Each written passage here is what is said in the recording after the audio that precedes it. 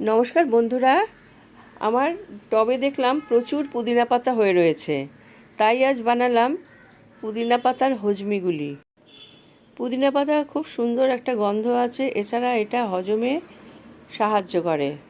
যাদের irritable bowel system আছে বা আইবিএস আছে তাদের জন্য এটা বিশেষ উপকারী। পুদিনা পাতায় ভিটামিন এ, ভিটামিন সি থাকায় চোখের জন্য ভালো আর রোগ প্রতিরোধ ক্ষমতা বৃদ্ধি করে। এছাড়া রয়েছে আয়রন, ম্যাঙ্গানিজ এবং ফোলেট, যা বিভিন্ন বিপাকীয় ক্রিয়ায় সাহায্য করে। পুদিনা পাতা খুব ভালো করে ধুয়ে নিয়ে হাওয়ায় শুকিয়ে নিয়েছি। গোটা জিরে খুব হালকা ভেজে নিয়েছি। এরপর এটাকে মিক্সিতে গুঁড়ো করে নেব। জিরে মিক্সিতে আমি গুঁড়ো করে নিলাম। এবার পাতিলেবুর রস আমি তৈরি করে নিচ্ছি। এরপর মিক্সিতে আমি পুদিনা পাতা ব্লেন্ড করে নেব, তাই পুদিনা পাতাটা ভালো করে শুকিয়ে নিয়ে মিক্সিতে নিয়ে নিলাম। সমস্ত পুদিনা পাতা আমি মিক্সির জারে নিয়ে নিলাম।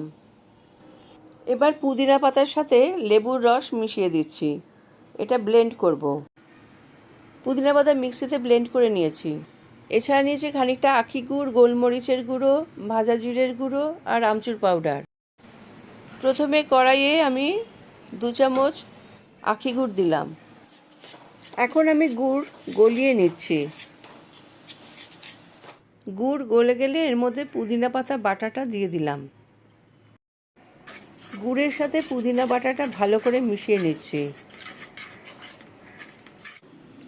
এরপর দিলাম প্রয়োজন মতো বিট নুন গুঁড়ো। ভালো করে নাড়াচাড়া করে বিট নুনটা মিশিয়ে নিচ্ছি।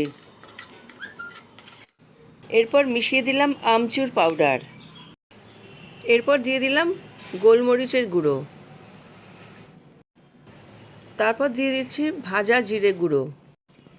সব ভালো করে মিক্স করে নিচ্ছি, আর যতক্ষণ না ঘন হয়ে আসে ততক্ষণ আমি এটাকে নাড়াচাড়া করে নিচ্ছি।